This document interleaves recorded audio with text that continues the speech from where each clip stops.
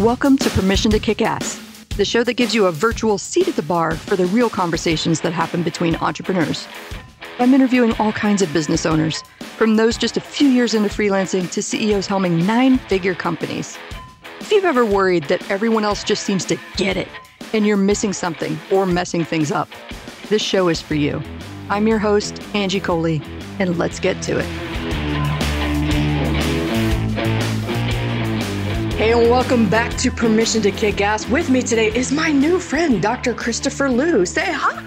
Hey guys, I'm really happy to be on the show and I'm really excited about the conversation. Yeah, me too. So tell us a little bit about your business. I know we got doctor in the title, but I think we might surprise some people now. Yeah, well, I mean, I'm a physician by training. I did the traditional route, followed all the rules and, jumped through all the hoops and then I specialized in orthopedics. But then on the side, I was always looking for a way out. So for me, it was always passive income. So, through real estate investing, equity investing. And so I was able to buy my financial freedom by investing my money wisely. So it's 2016. I'm about 16 years in my career. And this was after the financial crisis. And I had made enough passive income, made enough money to be set. So I wanted to do something different. So I turned in my keys, badge, and pager on a whim and, quit on the spot and set out to become an entrepreneur. So, we'll get into more of it, but now I do a lot of coaching, consulting, a lot of public speaking. And since the pandemic, my brand has evolved to more of a platform and a brand, investing a lot heavily into brand content, brand awareness through podcasts, YouTube, and partnerships, affiliates, sponsorships, and so on. Ooh, excellent. Oh, this sounds fascinating. I love that you mentioned I, on a whim, turned in my badge, keys, and quit. Tell me more about that. Like, I have a feeling it was a little bit more than just a whim, but I do love that suddenness, that spontaneity. I'm done.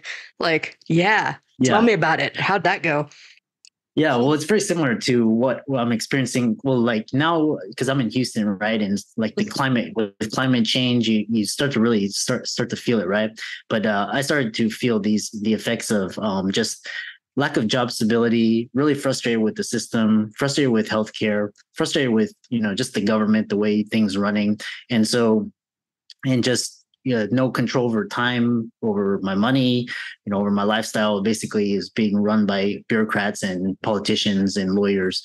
So, it's September 2008, Lehman Brothers just collapsed. Everybody's scared, holding onto their jobs. Real estate markets crashed. And I was like, this is my chance to get out. This is my exit. This is my calling. Because if the door's open now, but if I don't walk through it, it's going to shut and you'll never have that chance again. So just fed up with the current system. And I just turned in my keys, badge, and pager. And I was like, I don't want to be a part of this system. I don't want to be part of, making corporate America extremely wealthy while watching people suffer, struggle, see the poor get poorer, see the rich get richer, and just basically just the middle class shrinking. So that's kind of that in a nutshell. Mm-hmm. Did you know right away that you wanted to pivot toward helping people with their finances? Like, was that a journey? How did you arrive there? Well, it was actually a process. So it's actually an 8-year process. So it took me 8 years to get my financial freedom, to buy my financial freedom, to become an entrepreneur. So for the first 8 years, I was an entrepreneur. I was an investor. I invested in single family homes, learned about passive income, investing, investing into equities, and just basically getting financially free. Once I had that footing, once I was financially free, my next goal was to retire early, retire early meetings. I didn't have to, go to a boss or go to a job. I didn't have to do any of that anymore. And so once I did that, that took me 8 years. And then I took a year off. And, that year off was actually, everybody thinks, you're a multimillionaire and you can travel and, eat and stay in fancy places. It's really great for the first month, but for the remaining 11 months, it got really old and really boring. So I needed a purpose. And this is when physicians started coming to me, asking me how I did it. They were burned out, divorced, stressed, losing their jobs, getting ripped off, scammed by insurance companies, financial advisors. And so I started, there was a growing need to help physicians in this area of empowerment to claim their lives back, claim their time, their money, get their lives back. So, it started out, I wrote 4 books, Wow. Yeah, you can check it out on Amazon. And I started speaking. I started a blog, and from there just grew and grew to different distribution outlets. Social media was a huge part. Pandemic hit, so that helped me to transition more to video and virtual webinars, live streams, and that's that in a nutshell as well. Awesome. Well, I know that we condensed, I can't math on the fly there. That's more than 12 years of goodness down into like the hockey stick of growth, right? But I imagine it wasn't all smooth. I'm going to circle back to that in a minute, because I've been writing down some notes as you were talking. I love the fact that you saw the financial downturn as an opportunity, because I think, I agree with you that most of the people were looking at what was happening with the shutdowns and panicking and desperately holding on to those jobs and accepting the fact that, like, okay, if I want to keep a roof over my head, then I have to do this. And that's why I love this show and being able to share stories like this. You don't have to do anything. It may feel like you have to do something, but if you're done living a certain way, working for a certain person, oh God, I can only imagine what it was like dealing with the system, right? I'm frustrated with the bureaucracy, not even having health insurance, and you having to deal with those folks every day. So, I mean, to me, that's both incredibly brave, and then just betting on yourself, taking that risk, I think is really, really awesome. So yeah, just want to double highlight that for everybody listening. You don't have to do anything. You don't. The other thing that I thought was really cool was mentioning, okay, so I worked really hard. I did some investing. I grew my portfolio over several years. I hit my goal, right? I set a goal. I hit it. It took me a while. Then mentioning the fact that, like, what are you going to do? Just like coast and be lazy forever? I think that this fantasy that a lot of us have in our minds, that we're working really hard to where we can cross the finish line and then just be done. And guys, I have said it before, I will say it again. When you cross the finish line, that is the finish line, as in shuffled off this mortal coil, as in done with life. I don't know what happens after that. None of us do.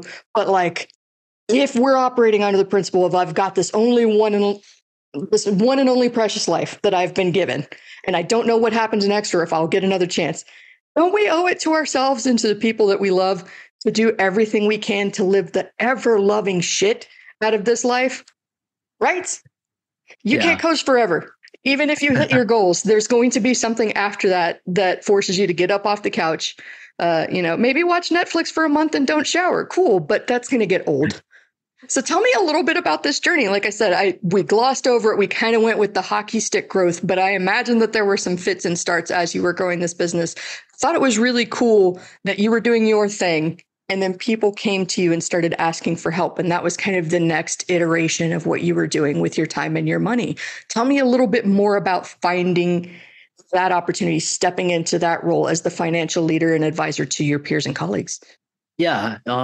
So it was really, I love it because there's been so many, it's like entrepreneurship is, everybody thinks it's this basic, it's basically this zero to hero, but it's a really lot of peaks and valleys, and this idea that everything is a destination. But talking to a lot of entrepreneurs, this destination syndrome is more ingrained by mainstream media and society. But it started in 2008. That's when I was fed up with the system. I wanted a way out, figure out a way to exist outside, independent of all of these different institutions. So it started with that. And then it was just learning how money works. What is money? What is financial? What are financial resources? Do we just hoard and accumulate it, or do we do, what is money for? It's a currency, it's a medium of exchange. It's used to pay for goods and services to help other people. And so, like, really popular saying is you can't take it with you. So, Mm-hmm.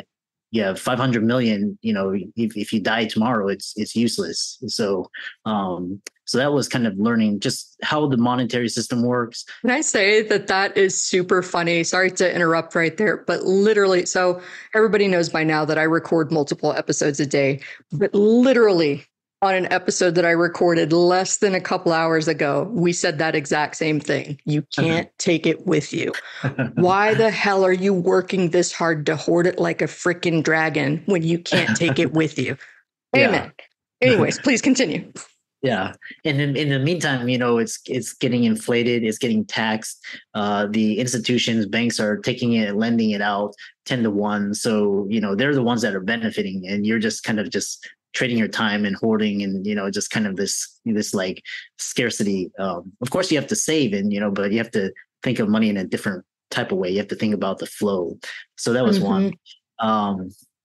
But just real estate in itself has so many ups and downs. You have to deal with tenants. A lot of tenants, toilets, and trash is the three things that they talk about.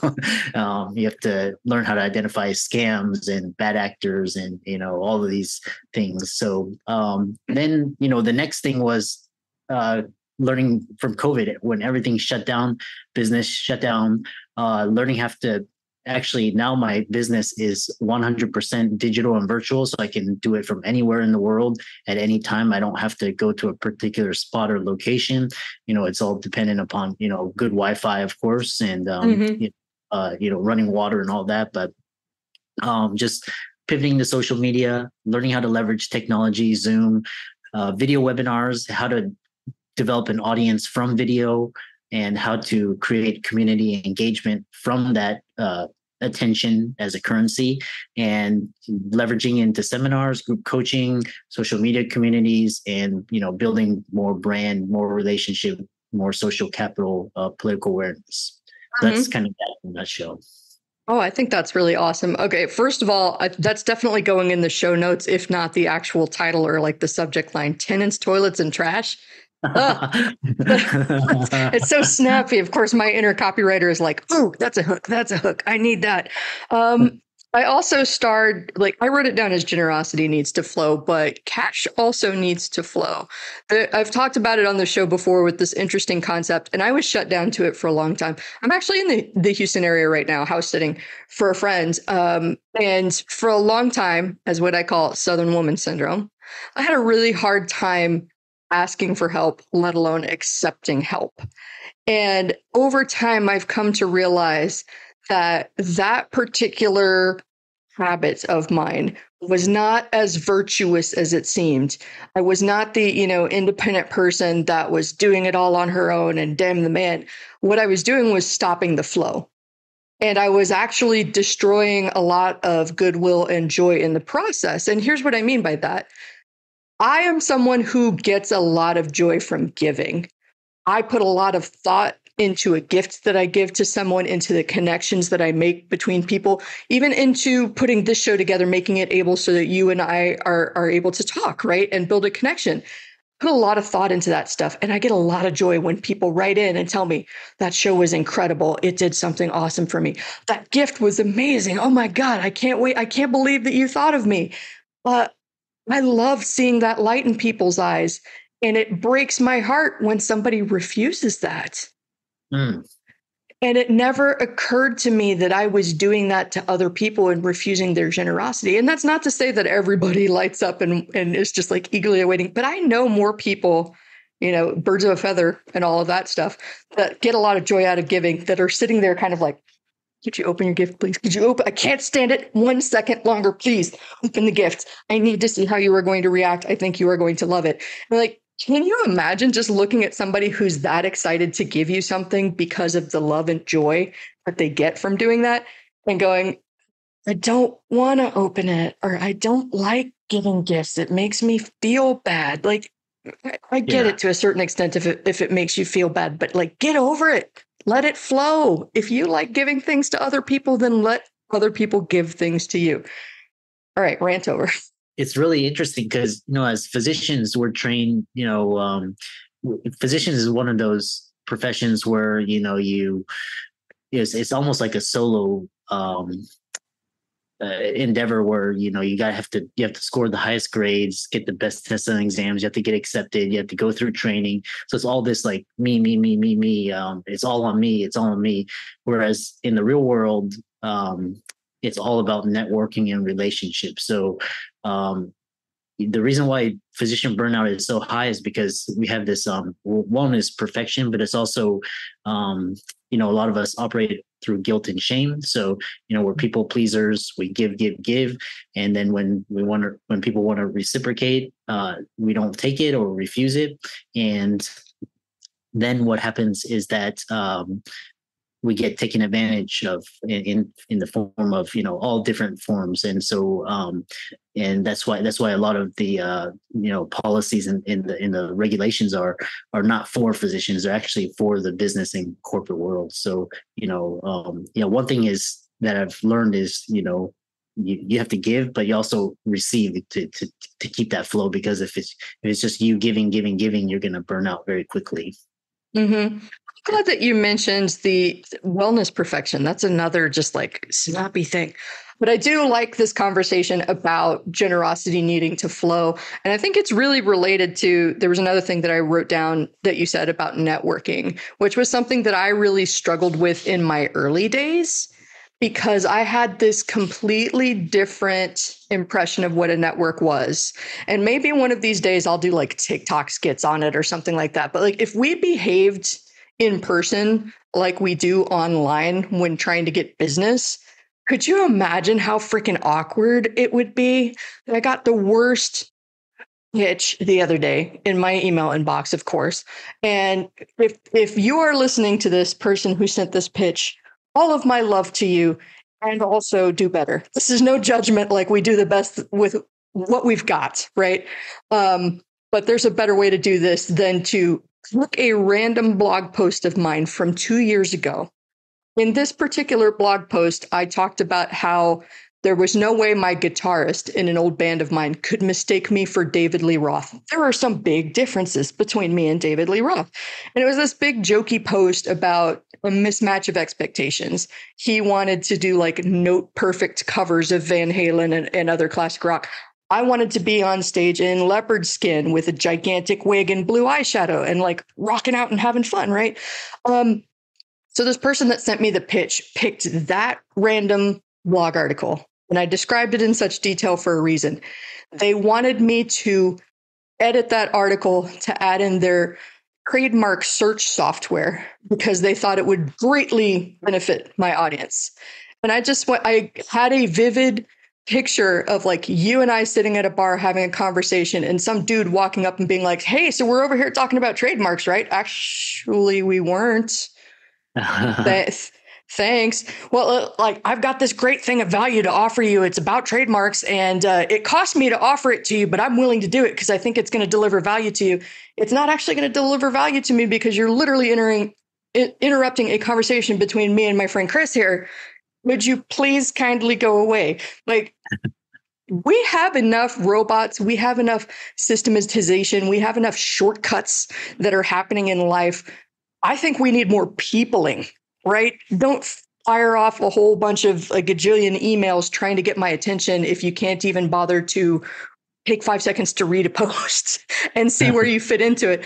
I know that seems kind of like a tangential rant, but it's really related to the relationships that we create and that perception that I used to have when going into a network, that it was about getting my name out to as many people as possible, passing out as many and collecting as many business cards as I want. That's such an overcomplication of what relationship is. And the fact is, you already have a network. Are you connecting to it? Are you using it? That's the challenge. Yeah, it's so the more I study, the more relationships and the more networking are super critical skills.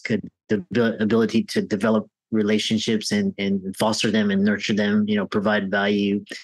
And I've seen some of the most unqualified people but with the best relationships and, political skill and networking skill, get much farther ahead than the one who just buries their head in the sand and just kind of, blinders on, just solely. So everything is about relationships, social, political, networking capital. Oh, yeah. And you can do whatever you set your mind to do, but you first have to approach it from the belief that this thing is possible, right? You're never actually going to put yourself out there and try something new if you don't see models of this happening, or if you don't look at somebody in the public arena that you admire and go, hey, I think I'd like to do that too, right? You need to actually believe it in order to be able to achieve it. And then you have to put yourself out there. And how that ties into what we were saying was, you said there's somebody out there that's way less qualified than you, that's already doing the thing that you want to do. Why the hell can't you do it too? You can figure it out. You are smart and resourceful. Part of the reason that I used to struggle with accepting help was I saw myself as a burden. Now I've learned to see myself as being resourceful, because I know the person that has that solution. I know the person that I can connect them to that can solve this problem. I know this person will be able to provide me with a resource within like 5 seconds that I would have spent 5 days trying to find on my own and trying to remember. Like, let's learn to flip the script on what we can and can't do. And this ties perfectly into something that we were talking about beforehand with what society conditions us to believe. You are not a burden. You are resourceful and have more at your disposal than you think you can, but you have been trained to believe that you have to follow a certain system of steps and processes. And all of that has been designed to make you not think critically, not step out of your box, not do anything to change the status quo. And it's time that shit changed. It all starts in childhood when we go to school and we're socially conditioned. School has its place and it's got its advantages, and there's things, we need to learn. There's basic skills you have to learn, but, that's just one path. And I think I was reading a statistic.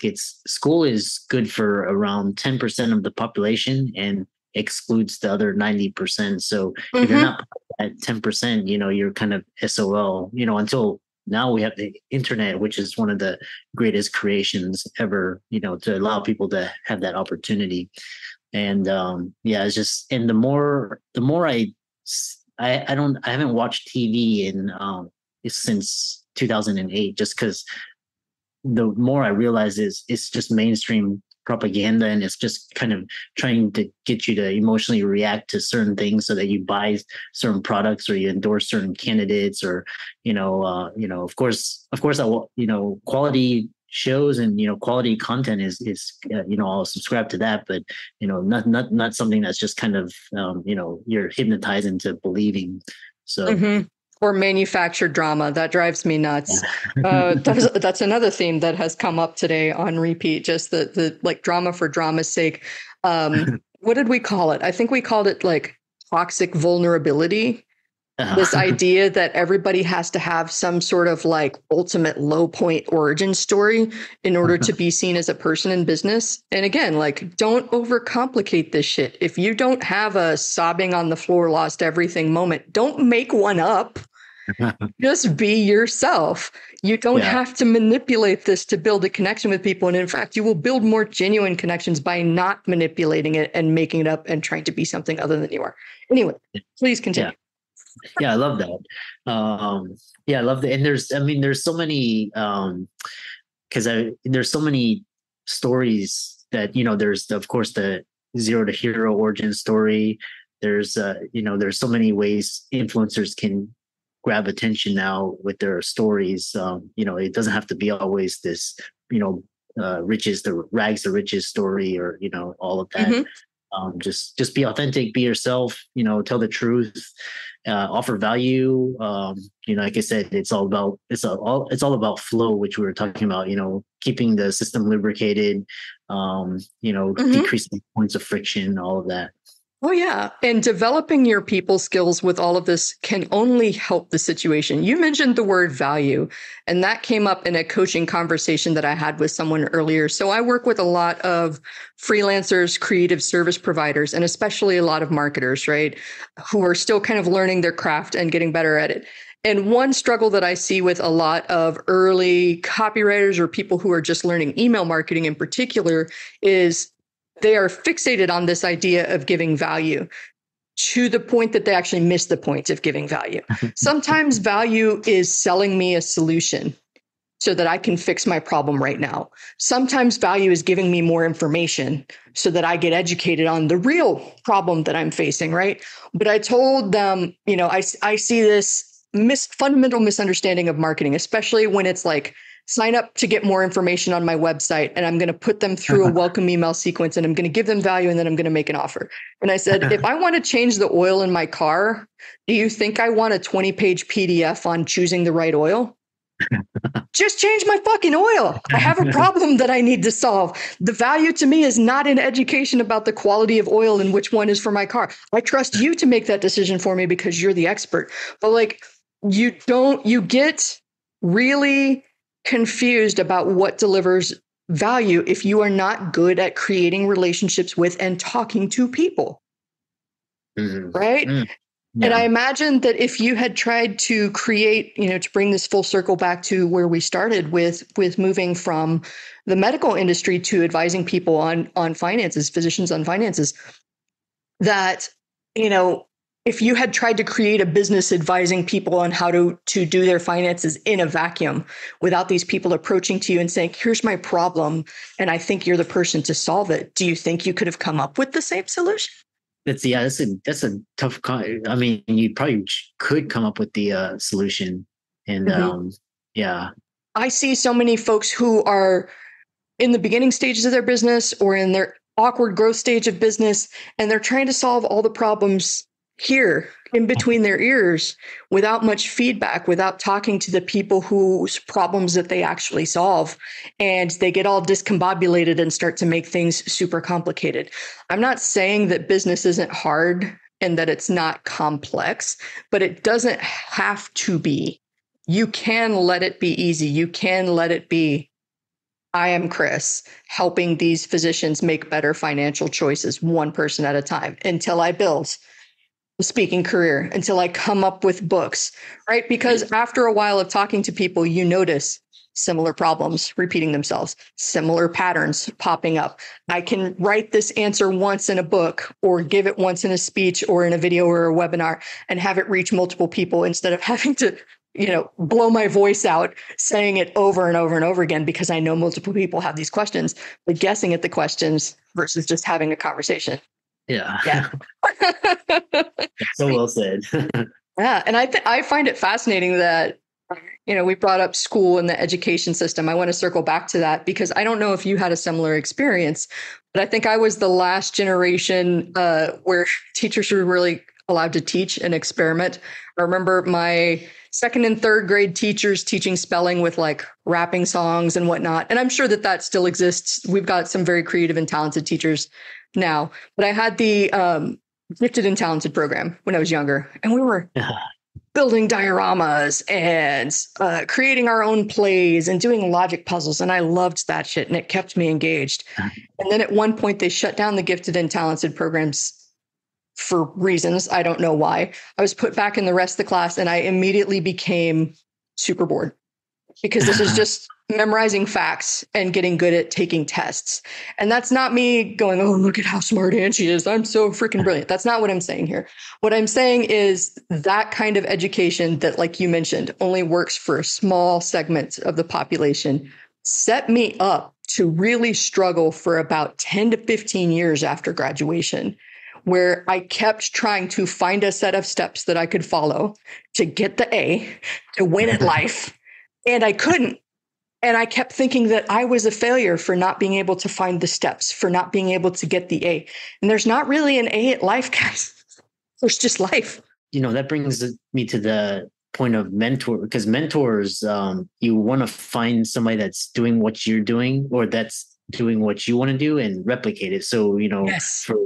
for school, it's like, okay, somebody that's can memorize facts and take tests. But for, real world, it's like, if you want to learn how to be an entrepreneur or raise money or be an investor, influence people, these are skills that the you have to develop. These are soft skills, so it's like it kind of takes the hard skills, but then you have to combine these different soft skills together to create what you want to do. So now now we have there's so much opportunity. You know, people ask whether they should still go to school or not. I still think you should go to school just to keep yourself out of trouble, but always have your one eye on the exit. Developing other avenues, developing other interests, developing other skills that the school system does not teach. Mm-hmm. I love that you brought that up, because I went back to right around the time that you were leaving the medical profession. I went back to grad school because, again, I was not winning at life and I didn't know what to do, but I knew how to do school. So I'm going to go back to school. And you get to hear that Mia the boxer is flopping around underneath me. So if you hear weird noises in the recording, that's what's happening. But I go back to grad school and I'm like, all right, I'll figure out how to, I'll get this grad school degree. It's called Master of Entertainment Industry Management. I will work in the entertainment industry. I will create these TV shows, not propaganda TV shows. I wanted to create good TV, like, Breaking Bad and all of that jazz. And I had one class that I fucking hated. I mean, I hated it. And you will never guess what that class is. Do you want to try to guess, or do you just want me to tell you? I would, maybe something like reading or math or. It was entrepreneurship. I had a class called entrepreneurship and I hated it at the time. And the reason I hated it was for exactly what we were talking about. I could not figure out how to get an A. And that class was actually the most similar to the real world lived experience than any other class I've ever taken in my entire life. And like I said, I've got a grad degree. That's a lot of schooling. That's a lot of my life spent in classrooms. And that was the most impactful class for me. And here's why. So like we were in these groups, the same group all year, small groups. And we were basically taught about the basics of pitching for VC funding. And we created this presentation for a hypothetical product.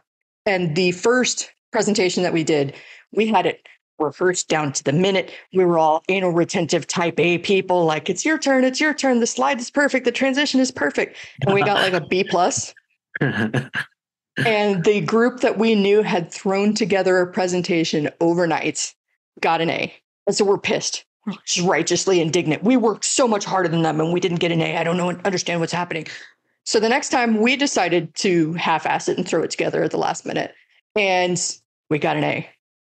We're like, what the hell is happening here? Is she rewarding less work? No, she's not rewarding less work. What's happening when we are taking the pressure off ourselves to be perfect and to get an A is that we're not overthinking this thing to freaking death. We're letting some instinct take in. We're letting some take over. We're letting some conversation happen instead of overanalyzing every single aspect of this to the point where it loses any and all personality and appeal, right? And it would continue. So that was like the first lesson, but I still didn't get it. I hated this freaking class. We're sitting there another night because this was an evening class. We worked like full-time internships during the day and took classes on nights and weekends. It was wild. So another evening she comes in and we're sitting in our groups already. And she literally just puts a 50 on each table and says, using this money and only this money, you have 2 weeks to make me more money. You may not put any of your own money into this pot, but you can reinvest whatever you earn back into growing the business. Go. And like dismissed us. And she goes, wait. Before you go, one caveat. The group that makes the most money wins all of the money. Go. And thus began a wild 2 weeks of trying to figure out what problems to solve. And this is when it really started to make sense. We figured out that our hall on campus was the only one that didn't have any kind of dining option or cafe. We had like some snack machines in the basements.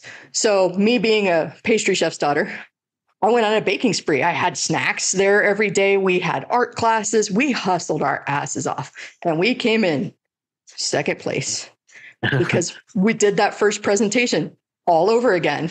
We overthought it. We overanalyzed it. You know what the group that won did? They took our idea and they did it better. They took their $50 to a local restaurant, bought as many meals as they could, brought that back to the hall, sold all of the meals, went, bought more lunches, and they rinsed and repeated that simple idea for the entire 2 weeks until they won. Yeah. Wow. Yeah. It's yeah, well, I knew something was wrong when well, what's interesting is you talk about this idea of working smarter, is this is talking about working smarter and more efficient, and in the real world you don't get rewarded for who works the hardest. You get results, and who, and money is a measure as well. I mean, that's why it's kind of a measurement, but that kind of tells you. But yeah, it's not the smartest, hardworking. Those will get you to a certain point, but after that you need another type of skill. You need a what we're talking about, to save yourself time. And networking is one. Working smarter, working more efficiently. So all of that. The other interesting thing is I knew something was wrong when you have CEOs making 100 million, and doctors struggling to make 250K or whatever, and the majority of, like, in a lot of, yeah, we can talk about it, but it's like amen, a fucking men. That should not be happening. That's my personal opinion, and I could get up on a soapbox, but please continue. Yeah. And or just like the kids, a lot of my friends, their parents were extremely rich, so whenever they got in trouble, their parents could kind of grease the wheels and get them out of trouble. And so I knew something was wrong with the world when these you could get away with bad things, and a lot of things, especially 9/11 and Enron, WorldCom, all these scandals. You see CEOs walking away with millions for running their companies into the ground.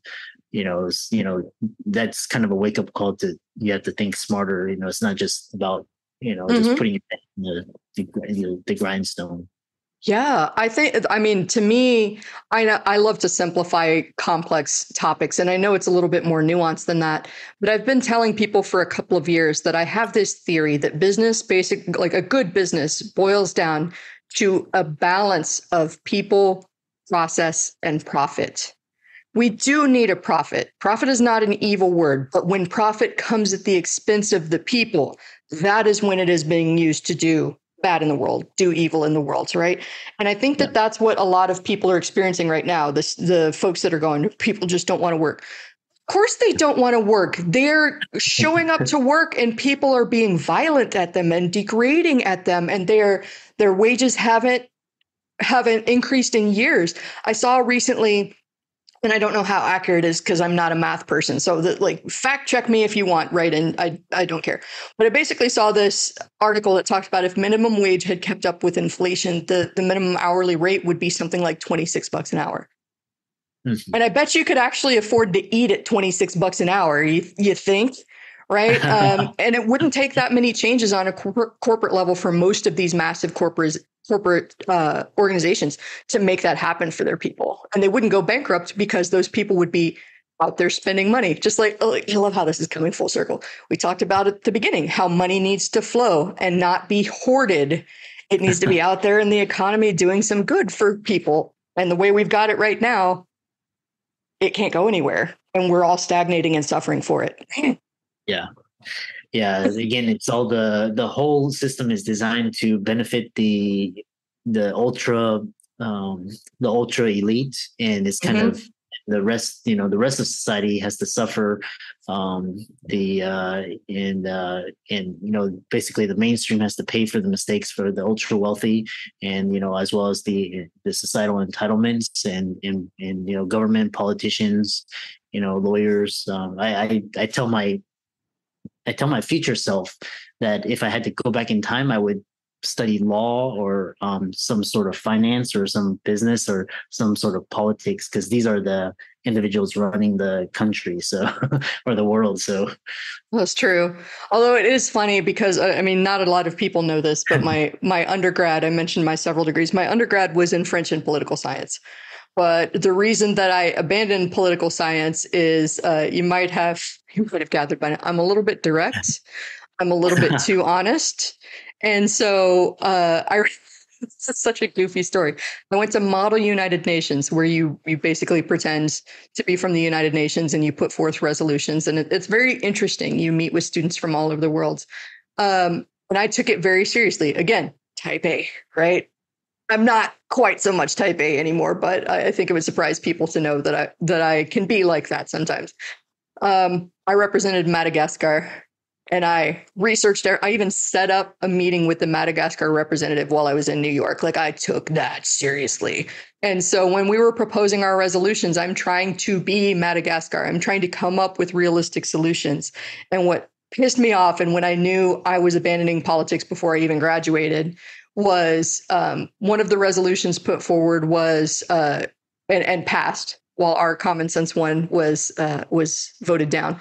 The one that passed was the G8, now the G7, was going to immediately forgive all debt for the rest of the world, immediately, with no consequences, with no time or structures put into place. And I just went like, I mean, I know I'm not a money expert, but it doesn't work that way. Like, we've got to figure something out. And I know that there's enough wealth to make this go around, right? We shouldn't be hoarding things. But I just got so disenchanted after that I was like, no politics for me. It doesn't make sense. Well, this was a surprising episode. Like, I had no idea that we were going to go to all of these places. With this one, but I think that's what I love about having so many different people from different backgrounds on the show, that it can just be a conversation at the bar where whatever comes up. So this has been fascinating. I want people to have a chance to learn more about you, though. So if they want to get in touch, where can they find you? Where can they learn more about your business and what you're doing now? Oh, we have a podcast. So if you go to any of the major platforms, you go to Financial Freedom for Physicians podcast. You don't have to be a physician. It's just, I built that just because I'm a physician, but it's talking about business, finance, entrepreneurship, mindsets, everything we talked about. I've been on there. Yep. Yeah. You've been on that as well. And then we're building out the YouTube channel. It's really rapidly growing. So check us out on YouTube, same name. Other than that, you can email me. Connect with me on Instagram, Twitter, TikTok, LinkedIn, Facebook. We're all over. We have a Facebook community. And just if you go to Chris at drchrislewmdphd.com, email me. We'll get you plugged into the ecosystem. Awesome. I'll make sure that they have clickable links in the show notes. Thank you so much for coming on the show and for going on this grand, windy detour adventure. I loved every second of this conversation, and I think we're going to have to do a part 2 at some point. Let's get good and ranty. I really enjoyed it. I love the just talking and just, the conversation. Oh, me too. Thank you so much.